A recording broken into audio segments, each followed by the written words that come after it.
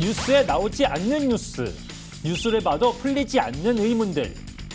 발로 뛰어 풀어드리겠습니다. 본격 발품격 취재 토크 팩트원입니다.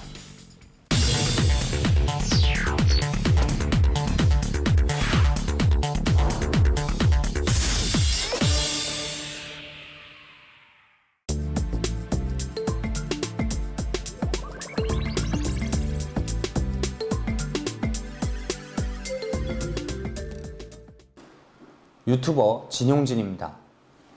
오늘은 신문이나 TV에 나오는 설문조사, 정말로 조사를 한 것인가에 대해서 알려드리겠습니다. 뉴스나 신문을 보면 항상 20대, 30대 100명을 조사한 결과 이런 결과가 나왔습니다. 뭐 이런 식으로 설명을 하죠. 근데 그때마다 예를 드는 게 매번 어떤 조사를 했다는 건데 과연 그게 정말로 조사를 했을까? 신문을 봐도 아주 조그만한 토막글을 쓰려고 그런 설문조사를 진행했을까? 시민의 입장에서 의문이 들었어요. 그래서 제가 직접 알아봤습니다. 안녕하세요. 안녕하세요. MBC 생방송 오늘 아침을 맡고 있는 PD 이강현이라고 합니다. 어떤 그 분포도나 소비율 이런 것들을 보여주잖아요. 그래프 같은 걸로. 근데 그 설문조사가 실제로 이루어지는 건지 그냥 지연해서 쓰는 것도 있는 건지 그게 좀 궁금해 하거든요. 그 방송에서 쓰는 설문조사는 다 팩트를 기반으로 나가는 게 맞아요. 왜냐하면 팩트를 기반으로 나가지 않았을 때 방송통신심의위원회 뭐 제재를 받을 수 있는 부분도 분명히 있거든요. 허위 사실 유포 뭐 이런 거 있잖아요. 그렇다고 합니다. 정말로 설문을 하는 거였어요. 아주 조그만한 토막 기사를 낼 때조차 한 번도 빠짐없이 설문조사를 하고 하나하나 묻고 진행해서 정보를 얻어낸 후 방송에 내보낸다고 합니다. 자, 그러면 그 설문조사는 방송국에서 진행하는 건지, 만약 방송국이 진행한다면 방송을 내야 하는 마감일이 있을 텐데 시간을 못 맞출 경우 설문조사 없이 진행하시는 건가? 그것도 한번 여쭤봤습니다. 통계청이라든지 일반 뭐 설문조사 기관, 리서치 기관, 셀럽 기관 요런 데를 통해서 그 자료가 있는지 확인을 해서 그거에 맞는 자료를 받는 거죠, 방송국에서. 뭐 통계청에서 받을 때는 통계청에 이제 공문을 띄워가지고 뭐 이런 자료가 있습니까? 뭐 여기에 관한 자료 있으면 주세요라고 그런 게 할 때도 있고, 그게 없을 때는 이제 사설 리서치 기관을 통해 가지고 이렇게 물어보고 그 리서치 기관에 이제 의뢰를 하는 거죠. 의뢰를 해서 직접 나는 이런 게 궁금한데 이런 거 좀 뭐 설문조사를 해달라 하면 그 리서치 기관에서 뭐 전화로든 거리에서든 인터넷으로든 설문조사를 해서 그 결과치를 알려주면 그 결과치를 토대로 방송 그래프가 만들어지는 겁니다.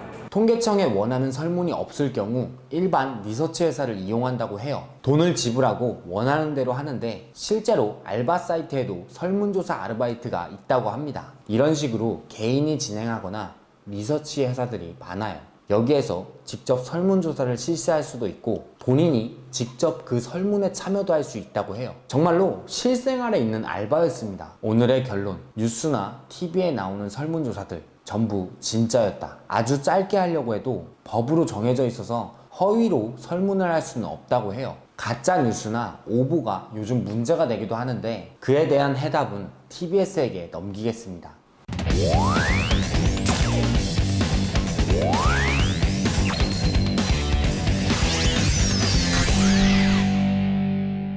네, 오늘은 저희 기자들 입장에서 어찌 보면 가장 민감하면서 부담감도 느낄 수 있는 주제, 바로 가짜 뉴스를 도마 위에 올려볼까 합니다.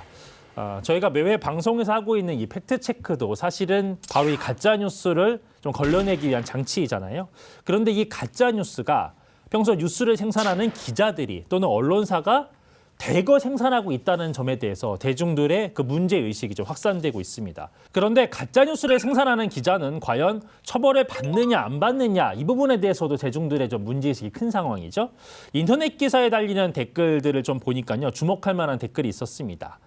법대로 원칙대로 적용을 해서 못된 짓 하는 거 처벌해야 되는데 과연 이 처벌을 못하는 건지 안 하고 있는 건지 모르겠다, 이런 댓글이었는데 이 부분에 대해서 오늘 저희가 좀 답을 드려야 되잖아요. 먼저 그 가짜뉴스라는 것, 과연 개념 규정을 좀 어떻게 해야 되나 싶은데 공 기자가 좀 설명해 주시죠. 네, 아직은 개념이 명확히 규정되지는 않았어요. 네. 이게 가짜라는 말의 그 뜻의 범위가 상당히 넓거든요. 뭐 사실이 아니면 무조건 가짜라고 보는 시선도 있고 또 풍자나 패러디까지 가짜로 보는 건 좀 어렵지 않겠느냐라는 목소리도 있고요. 네. 그래서 이렇게 뜻은 되게 넓은데 여기저기 쓰이는 말이다 보니 정부에서 한 차례 그 뜻의 범위를 좁혀주기는 했습니다. 허위, 조작, 정보라는 새로운 개념을 만들었어요. 네. 그 뜻이 명백한 사실을 나쁜 의도를 가지고 조작해서 만든 거짓 정보라는 겁니다. 네. 그래서 이것과는 별개로 기자인 입장에서 바라볼 때 그 가짜 뉴스를 판단하는 기준이 좀 깐깐할 수밖에 없어요. 네. 시청자들이 생각하는 가짜 뉴스의 개념이 굉장히 엄격했습니다. 네. 올해 한국언론진흥재단이 시민 1,200명을 대상으로 설문조사를 진행했었거든요. 네. 이 중에 80% 이상이 근거 없이 떠도는 소문 있죠. 네. 흔히 우리가 찌라시라고 하는 것들. 네. 그리고 기사 형식을 띠지만 조작된 정보, 우리가 이제 유튜브나 SNS에서 볼 수 있는 가짜 뉴스라고 흔히 말하는 것들 있잖아요. 네. 그러니까 찌라시나 SNS 가짜 정보와 오보, 그러니까 언론사의 오보를 같은 선상에 놓고 가짜 뉴스라고 본다고 답을 했습니다. 특히 여러 가지 가짜 뉴스 중에서도 언론사가 이제 사실 확인을 제대로 못해서 나왔던 오보들 있잖아요. 이게 가장 유해하다고 답한 사람들이 굉장히 많았는데요. 그러니까 찌라시나 유튜브를 통해 퍼지는 가짜 뉴스보다 언론사의 오보가 더 나쁘고 유해하고 이렇게 말하는 거죠. 네. 이 조사를 진행한 언론진흥재단은 이 결과를 언론사는 기본적으로 어느 정도 이렇게 신뢰를 갖고 있기 때문에 오보나 가짜 뉴스를 내보냈을 때 그냥 그대로 믿을 가능성이 높아서 네. 이런 결과가 나온 게 아닐까라고 분석을 했습니다. 네. 그러니까 대중들은 여러 종류의 가짜 뉴스 중에 기자가 낸 오보가 가장 유해하다고 본다라는 부분을 김 기자가 짚었는데, 그럼 오보를 낸 기자 과연 처벌을 받냐 안 받냐, 이 대중들의 질문에 이제 답을 드려야 되잖아요. 법적으로 기자가 오보 때문에 처벌을 받은 사례가 있긴 합니다. 네. 지난 국정농단 사태 때 JTBC가 입수한 태블릿, 그러니까 최순실 씨의 태블릿 PC 있죠. 네. 그게 굉장히 당시에 핵심 증거가 됐었는데, 결정적인. 네, 이게 조작됐다는 기사를 쓴 미디어워치 기자에게 네. 그 해당 기사를 뒷받침할 수 있는 근거도 없으면서 이렇게 허위 기사를 썼다고 판단이 내려져서 네. 1심에서 징역 2년이 선고됐습니다. 네. 또 특정 배우를 모함하는 허위 기사를 쓴 기자에게는 네. 징역 1년 6개월이 선고된 사례도 있었는데요. 네. 근데 이렇게 오보, 가짜 뉴스를 냈다고 다 처벌을 받는 건 아니었어요. 네. 2008년 MBC PD 수첩이 미국산 소고기가 광우병의 원인이 될 수 있다, 이런 보도를 했었는데 당시 그렇죠. 굉장히 큰 이슈가 됐었죠. 네. 당시에 대규모 촛불 시위로도 이어졌던 네. 굉장히 큰 이제 사태였죠. 네, 그때 뭐 협정에 따라서 미국으로부터 이제 우리나라가 소고기를 수입할 거를 좀 앞두고 있는 상황이라서 시민들 사이에서 파장도 굉장히 컸었는데요. 네. 그런데 해당 보도 중 주요 내용 일부가 거짓이었던 걸로 드러났어요. 네. 지금 말로 하면 가짜 뉴스가 되는 건데, 법원도 해당 내용이 허위라는 건 인정했지만 관련자들은 이제 무죄로 판결을 내렸습니다. 그렇군요. 네, 김 기자가 지금 짚은 그 광우병 사태, 사회적으로도 또 언론사적으로도 그 역사에 남을 만한 굵직한 사건이면서 또 오보 사건이기도 하잖아요. 근데 이 해당 기자는 이제 법적 처벌을 이제 피했다고 했고요. 그러면 이런 부분에 대한 법적 처벌 규정은 원래 없는 겁니까? 뭐 어떤 겁니까? MBC 광우병 보도가 허위 사실임에도 이제 혐의를 풀 수 있었던 이유는 두 가지가 있습니다. 첫 번째, 공익을 위한 보도였다. 두 번째, 명예훼손의 책임을 물을 수 없다는 거였는데요. 네. 제가 뉴스와 관련된 법을 다 살펴봤거든요. 근데 뉴스 처벌과 관련됐다고 볼 수 있는 이런 조항이 정보통신법에 있었습니다. 이 내용을 보면 네. 사람을 비방할 목적으로 정보통신망을 통해 공공연하게 거짓의 사실을 드러내서 다른 사람의 명예를 훼손한 자에게 징역이나 벌금을 매긴다는 내용인데요. 네. 이 바로 위의 조항은 사실을 드러내서 다른 사람의 명예를 훼손한 자에게 징역이나 벌금을 매긴다는 내용이거든요. 네. 그러니까 사실이 됐든 거짓이 됐든 누군가의 명예를 훼손한다면 처벌받을 수 있다는 말이네요. 네, 명예훼손의 방점이 좀 찍혀 있는 거죠. 네. 또 명예훼손 당한 사람이 이렇게 고소를 했을 때만 이거를 벌할지 안 할지 따지록 돼 있는데요. 반대로 해석하면 특정인의 명예를 훼손하지 않으면 가짜 뉴스여도 처벌하지 않고, 네. 또 명예를 훼손했더라도 피해자가 고소하지 않으면 처벌하지 않는다는 거죠. 네. 여기에 맞는 사례로 세월호 참사 당시 보도를 꼽을 수 있습니다. 네. 처음 사고가 났을 때 대부분 언론사에서 처음에 탑승객을 전원 구조했다라는 오보가 나왔었잖아요. 네. 당시 네. 아주 전 국민이 참담한 마음을 느꼈던 대형 오보라고 할 수 있죠. 네. 하지만 해당 보도가 뭐 특정인의 명예를 훼손했다고 볼 수 없어서 법적으로는 가짜 뉴스지만 처벌을 할 수가 없습니다. 또 이제 명예훼손이 있다고 하더라도 해당 뉴스가 공익을 위함이었다고 하면은 이제 죄를 묻지 않는다라는 별도의 조항도 있어서 네. 이 가짜 뉴스라 하더라도 처벌을 피해갈 수 있는 여러 가지 조항들이 있어서 모두가 처벌받는 건 지금 아닌 상황입니다. 네. 우선은 지금 최소한으로 출발하는 게 저는 좋다고 봅니다. 그래서 가짜 뉴스를 규제하는데 최소한의 이 정도 장치는 마련을 해서 서로 걸러지도록 하고 손해배상이랄지 명예훼손에 대한 이 벌칙을 강화를 하고 기존의 피해 구제 제도를 훨씬 더 시간을 단축해서 피해 구제가 실질적이 될 수 있도록 하는 이런 부분들을 좀 하는 게 어떻겠느냐.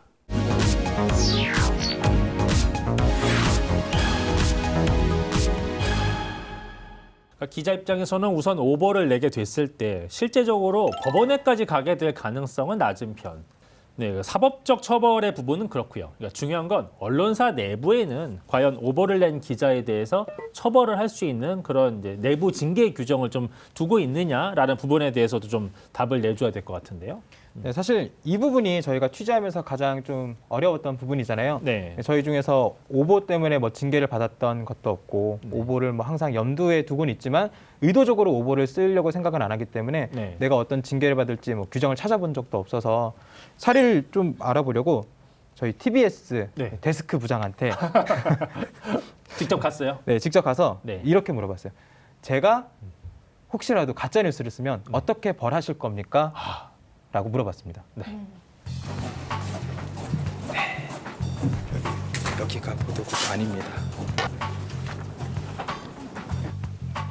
3분만 잠깐 시간 내주실 수 있을까요? 저희 가짜 뉴스에 관련해서 기자들은 어떻게 생각하는지. 간주 관련. 네. 3분만 내주실 수 있어요? 3분만 내주세요. 네, 빨리. 네. 저희 보도국의 인기 스타 류미리 선배입니다. 인기를 얻어가야 될 스타입니다. 네. TBS 류밀희입니다. 예. 자세한데 아무튼 제가 지금 가짜 뉴스 관련해서 취재 중인데 네. 기사 작성을 하고 취재를 할 때 가짜 뉴스, 그러니까 오보를 피하기 위해서 어떤 것들을 하고 어떤 생각을 하시는지. 끊임없이 되묻죠. 뭐 이게 맞는 건지, 그리고 뭐 자료 계속해서 더 찾아보고. 하나만 더 물어볼게요. 네, 3분 지난 것 같은데요. 유튜브에서 네. 굉장히 인기 많던데 네. 요새 길거리 많이 알아봐요? 사진 가끔 찍습니다. 그거 봤어요. 등고선이 이마에 있다라는 네, 그런 댓글을 봤거든요. 임팩트 있더라고요. 네, 마음에 듭니다.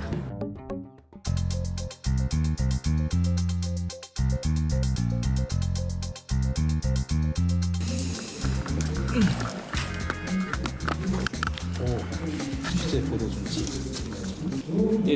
절차가 있다고 하셨는데 제가 규정을 한번 봤었거든요.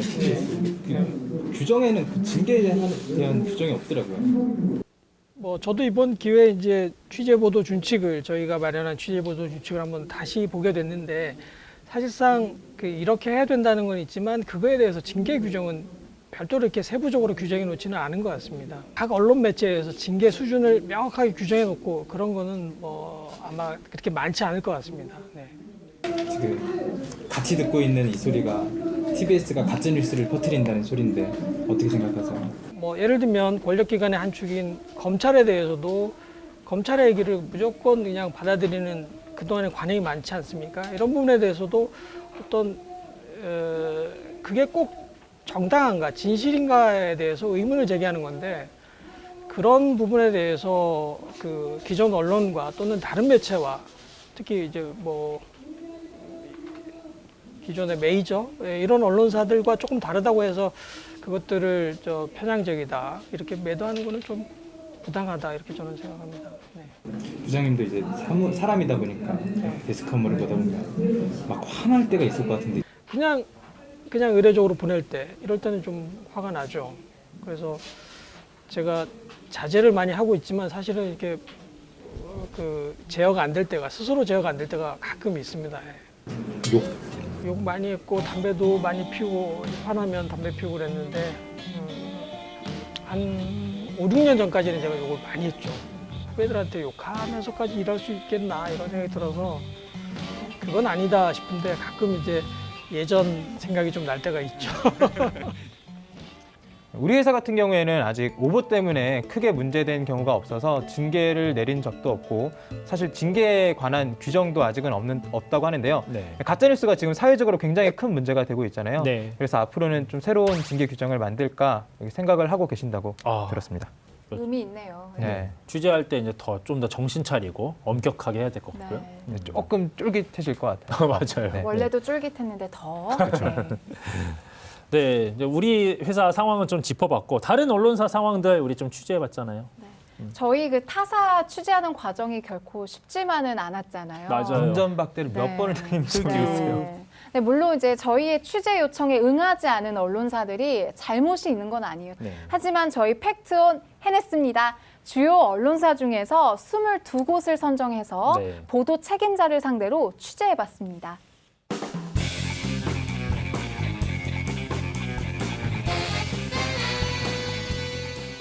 저희는 기본적으로 한국기자협회 보도 규칙을 지키고 있고요. 기자 윤리라던가 윤리 관계 여러분들도 다 외우고 계시죠? 그렇습니다. 예. 그래서 여가부와 예를 들어서 뭐 성희롱 뭐 방지라던가 요즘 성차별 뭐 이런 거 그리고 이제 뭐 자살 보도와 관련해서는 매년 업데이트가 됩니다. 그래서 새로운 보도 준칙이 나오거든요. 그래서 그거를 준용해 쓰고 있습니다. 아, 예. 이제 오보 예. 아니면 이제 뭐 사실과 다른 뉴스를 이제 보도한 기자에 관련된 예. 혹시 뭐 규정도 있어요? 오보의 경우 이제 특히 이제 뭐 데스크하고 보통 공동 책임을 지게 돼 있는데 경중에 따라서 사안별로 징계는 좀 다르게 돼 있습니다. 네. 뭐 제일 가장 약한 경우는 이제 구두로 이제 경고를 하는 게 있고요.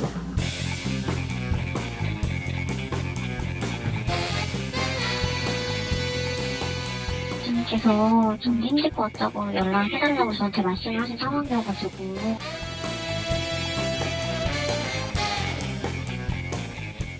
뭐 당연히 저희는 취재 윤리도 있고 그다음에 최근 들어서 자꾸 이 디지털 콘텐츠가 늘어나면서 디지털 상에서의 오보는 신문 지면 옛날 오보하고 달라서 네.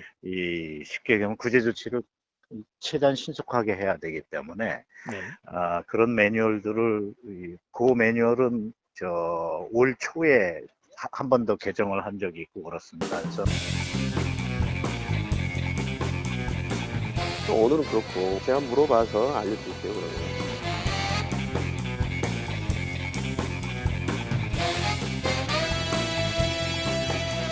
그래서 2007년에는 대대적으로 이렇게 규칙을 만드는 작업을 했어요. 여기 보면 이제 기본적인 책무, 우리가 어떤 책무를 갖고 있고 이제 뭐 이런 원칙들 이런 것들까지 아주 기본적인 원칙들과 철학적인 부분까지 갖고 있거든요. 그래서 이런 걸 개별 기자 모두가 다 인지하고 준수 꼭 해야 되는 거예요. 기자 개인에 대한 징계에 있어서는 사실 그걸 기자 개인에게 돌리는 거는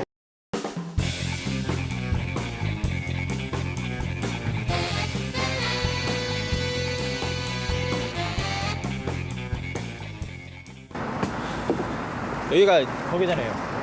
뉴스는 진짜 몰라요? 진짜 몰라요. 그게 뭐예요? 그 우리 거는 알아요? 우리 거 뭐야? 그러니까 CM송 같은 거? 네. 채널 A요? 아니 우리 TBS는 뭐 채널 A가 왜 갑자기 왜 나와? 우리 거 뭐지? 함께 할수록 기분 좋은 방송 TBS 함께 할수록 기분 좋은 방송 TBS TV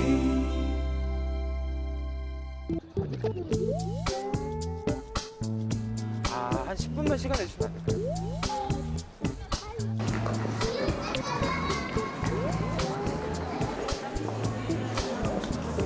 알겠습니다. 결국 쫓겨납니다. 잠깐 시간 내주실 수는 없을까요? 어려우실까요? 이렇게 저희 혹시 밑에서 잠깐 기다리면 점심시간쯤이라도 혹시 어려우실까요? 한 10분만 내주시면 좋을 것 같은데.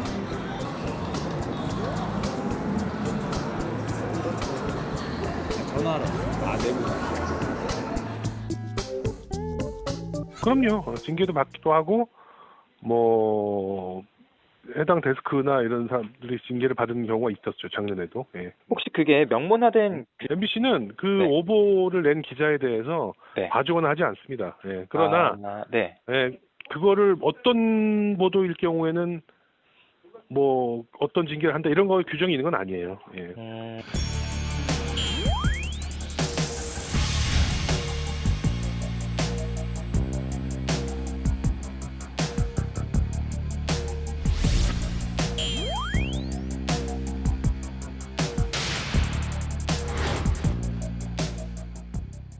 네, 일단 정리를 해보면 주요 언론사들 중에 내부적으로 오보에 대한 징계 규정을 두고 있는 것보다 두지 않고 있는 곳이 더 많다라고 좀 정리할 수 있고요. 그렇더라도 심대한 오보가 났을 때 징계 조치를 한 경우들이 꽤 있죠.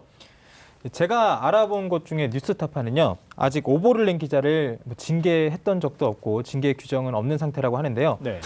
혹시라도 사실과 다른 기사를 내보낸 기자가 있다면 징계를 할 거다라고 이렇게 답변을 해줬거든요. 그런데 얼마 전에 뉴스타파에서 오보로 판명이 나서 정정 보도까지 다 나온 기사가 있었어요. 그래서 이 기사를 쓴 기자에게는 어떤 징계가 내려졌습니까? 라고 물어봤더니 아무 징계를 내리지 않았대요. 그럼 앞서 밝힌 뭐 이렇게 계획이라던가 이 뒤에 사례가 너무 매치가 안 돼서 다시 한번 인터뷰를 좀 요청드렸더니 그 뒤로는 연락이 잘 되지 않더라고요. 네. 네, 저는 이게 뉴스나 뉴스 자료를 모아서 이제 언론사에 제공하는 기관인 통신사를 중심으로 취재를 했는데요.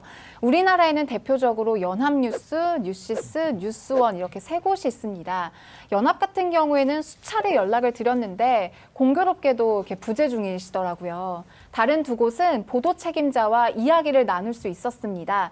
우선 내부 규정은 없어요. 다만 전국에 있는 모든 언론사들이 모여서 우리 한번 잘해봅시다 라고 만든 조직인 한국신문윤리위원회에서 만든 강령을 따르고 있다고 설명을 했습니다. 그래서 그 강령을 살펴보니까 오보와 관련된 징계 규정은 없더라고요.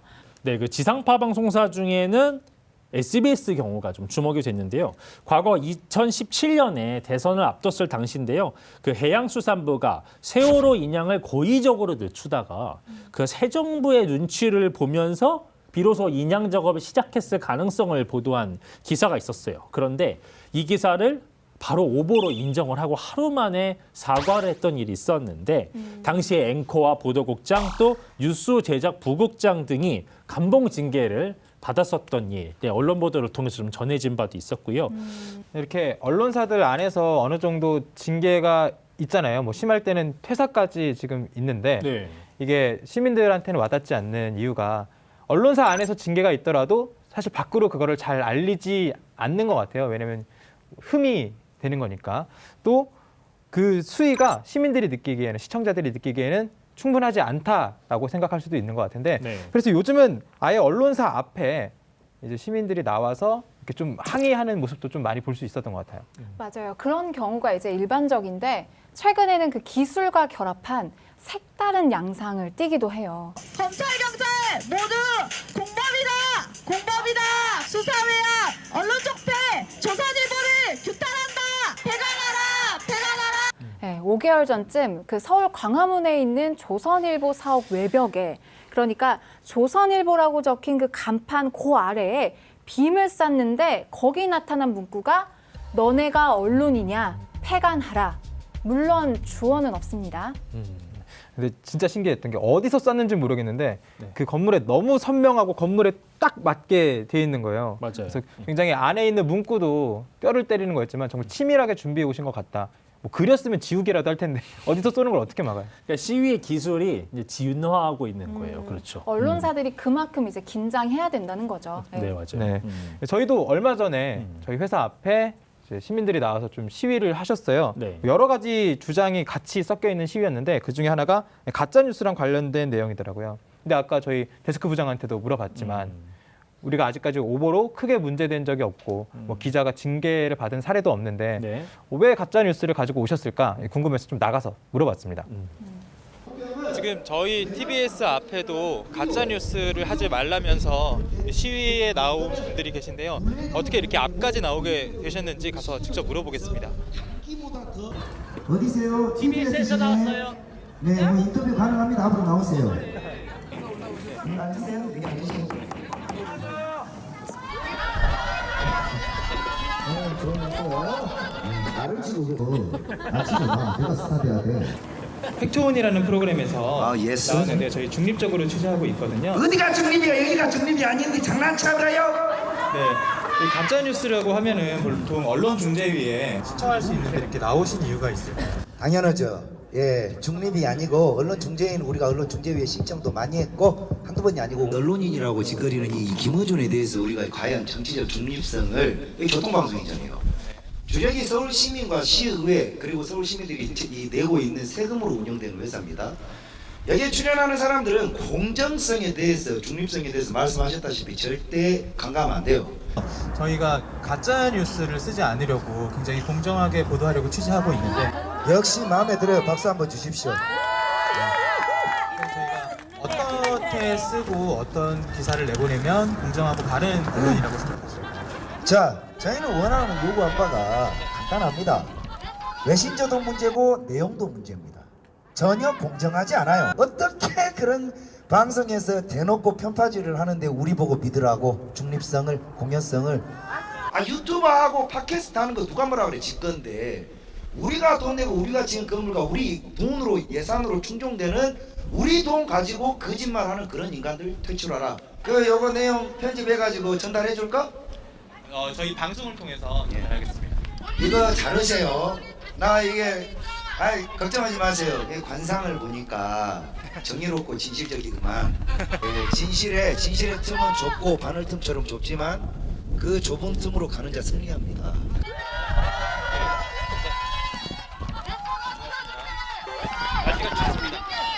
아유, 이렇게 매너가 좋아. 그래. 박수 한번 주세요. 예, 아유, 감사합니다. 예, 네, 저희 교통방송과 함께 시민에게 필요한 정보도 열심히 전하도록 노력하겠습니다. 네. 자, 이런 사람들은 일 열심히 해라고 박수 주셔야 됩니다, 여러분. 우리가 들어줄게.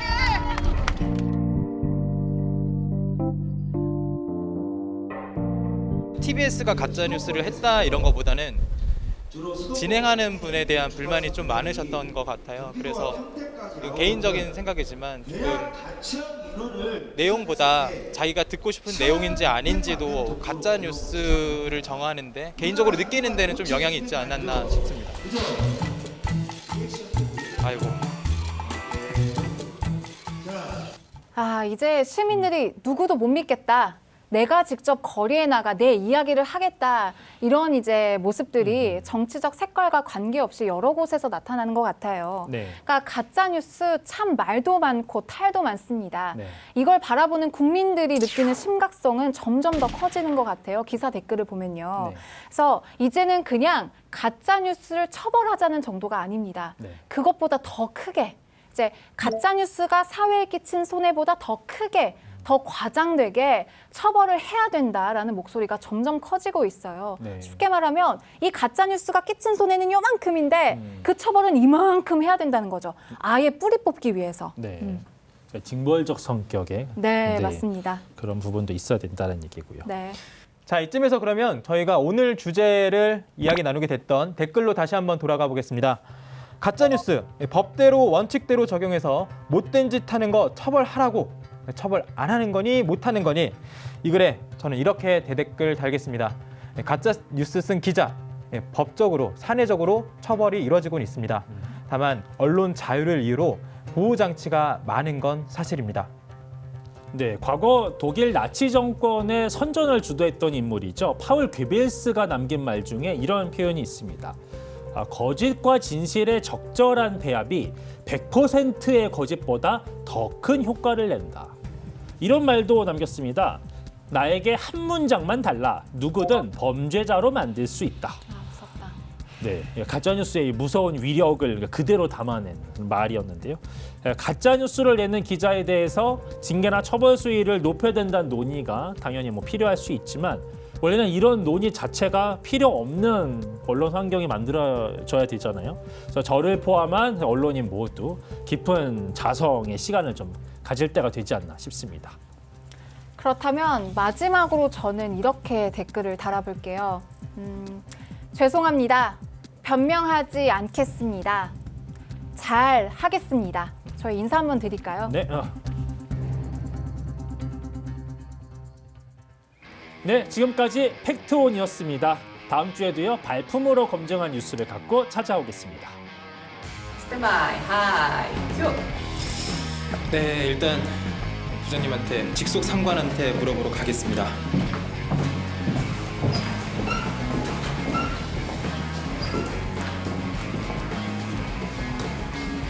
팩트온 사무실은 다른 층에 있어요? 네? 아직 사무실이 없어서 공용 회의실을 무단 점거하고 있습니다. 보도국 최인기 프로그램 아닌가요? 근데 사무실이 없어요. PD님 너무 사리사욕 지으시는 거 아니에요? 사무실에 가고 싶습니다.